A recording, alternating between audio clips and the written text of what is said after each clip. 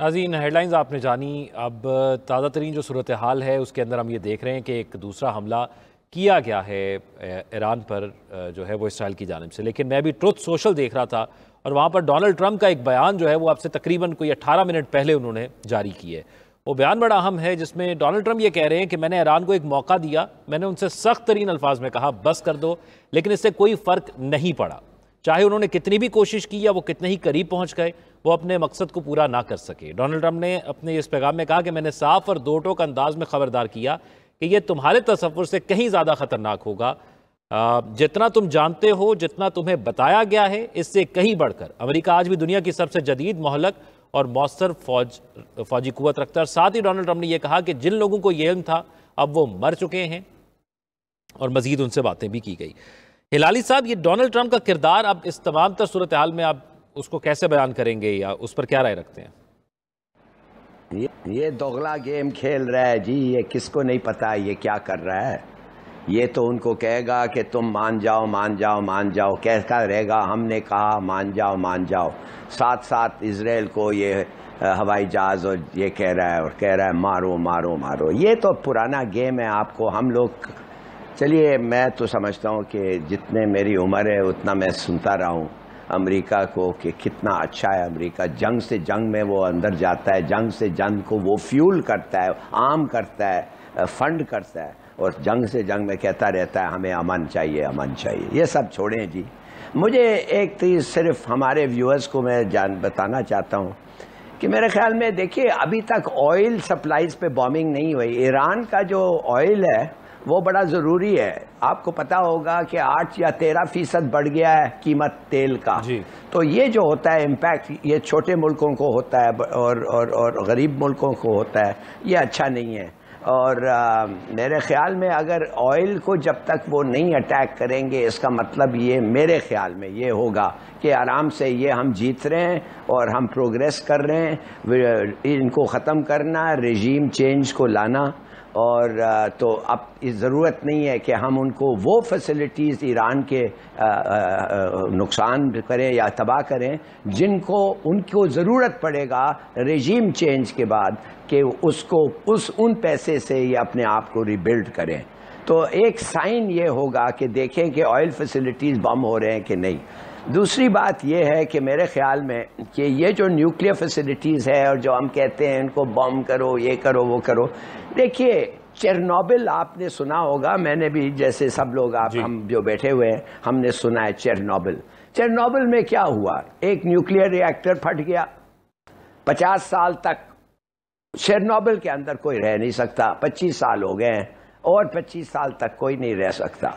तो मेरा अपना ख्याल ये है कि ये जो न्यूक्लियर फैसिलिटीज़ अंडरग्राउंड सोफिस्टिकेटेड ये सब जो बने हुए हैं, इनमें अगर जाके आप रेडिएशन ही छोड़ दें तो उधर कोई जा नहीं सकेगा बड़े दिनों के लिए, सालों के लिए। तो ये भी एक तरीका है। ये ज़रूरी नहीं है कि हर चीज़ को तबाह कर दो। ये हर ऐसा करो कि उधर कोई काम बैठ के काम नहीं कर सकता, ये भी हो सकता है। तो मेरे ख्याल में अब तक तो हमने कुछ सुना ही नहीं है कि क्या नुकसान इजराइल को पहुंचा है। इजराइल खुद कह रहा है कि इनके ड्रोन फ्लीट को तबाह कर दिया है हमने, और ऐसी तबाही की है जो हमने वो क्या कहते हैं हिजबुल्लाह ज़्यादा मुश्किल था उनको ख़त्म करने का। तो देखिए इससे महसूस ये होता है कि ये बड़ा वेल प्लान्ड रेड है। हथियार वो हैं जो इस्तेमाल होने चाहिए, और तरीका और सोसाइटी को इन्फिल्ट्रेट करके, पेनेट्रेट करके, ब्रेक करके ये सब चीज़ें हो रहा है। खुदा कहे कि मैं गलत कह रहा हूँ, खुदा चाहे मैं गलत कह रहा हूँ, मगर लगता ऐसा है कि अब तक तो मुझे एक उनका फतह नहीं मैंने सुना है। आप अगर सुना है तो बता दें क्या किया है ईरान ने इजराइल को, कितने इजरायलीज मरे हैं अब तक। ठीक है, इस हवाले से वो इन्फॉर्मेशन तो हमारे सामने अभी तक मौजूद नहीं है। लेकिन इरशाद साहब, ये जो अभी ट्रुथ सोशल पर जो पैगाम डोनाल्ड ट्रंप का आया उसमें एक और लाइन उन्होंने कही है कि ईरान को एक मुआहिदा करना होगा इससे पहले कि कुछ बाकी ना रहे। वो एक बार फिर से फोर्स कर रहे हैं सिचुएशन के अंदर कि ईरान फौरी तौर पर एक मुआहिदे की सतह पर आए। तो क्या ये अब इसी तरफ जाएगा मामला, मुआहिदे की तरफ जाएगा और ईरान को मानना पड़ेगा? ये क्या होगा अब इसका फ्यूचर?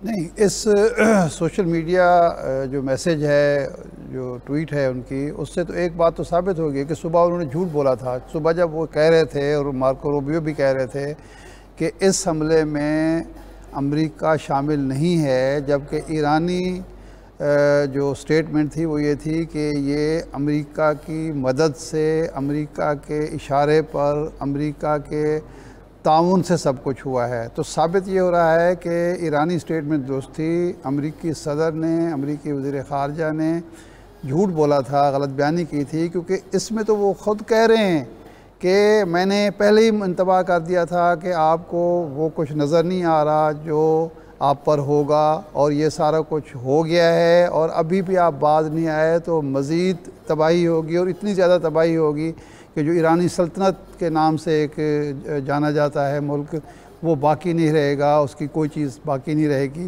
तो इसका मतलब है ये हमला जो है ये नेतन्याहू ने नहीं किया, ये ट्रंप के हिदायत पर, ट्रंप की रहनुमाई में, ट्रंप के इशारे पर हुआ है। और मकसद उस बयान को जो ट्रंप ने चंद हफ्ते पहले दिया था कि जी अगर मुआहदा ना किया तो इतना शदीद हमला होगा कि ईरान की नस्लें याद रखेंगी, तो ये हमला अमेरिका की तरफ से हुआ है, आगे नेतन्याहू को और इसराइल को रखा गया है। एक तो ये बात साबित होगी। अब अगली बात ये है कि क्या रजीम चेंज पर ये मामला रुकेगा या रजीम चेंज से भी आगे ये जाना चाहते हैं, क्योंकि अगर रजीम चेंज नहीं होती या नहीं हो पाती और ईरान की फ़ौज कोई बगावत नहीं करती या ईरान के अवाम सड़कों पर नहीं निकलते मौजूदा रजीम के ख़िलाफ़, या मौजूदा रजीम को चेंज करने की कोई सूरत बाकी नहीं रहती, तो इसका मतलब है कि आप ईरान को सफ़े हस्ती से मिटाने जा रहे हैं और आप वो कुछ करने जा रहे हैं जो आपने 46 में 45 में जापान में किया था। तो ये बड़ी ख़तरनाक सूरत हाल है, और ये वो बयान है जिसके बाद रूस को, ईरान को, रूस को, चीन को, सऊदी अरब को, तुर्की को, पाकिस्तान को और आलम इस्लाम को, OIC को नोटिस लेना चाहिए कि अमेरिका के इरादे क्या हैं, और इसराइल जो कुछ कर रहा है वो अज़ ख़ुद नहीं कर रहा, और मकसद महज ये नहीं है कि ईरान की मौजूदा हुकूमत को कमज़ोर किया जाए, बल्कि ईरान के वजूद के लिए ख़तरा पैदा कर दिया गया है।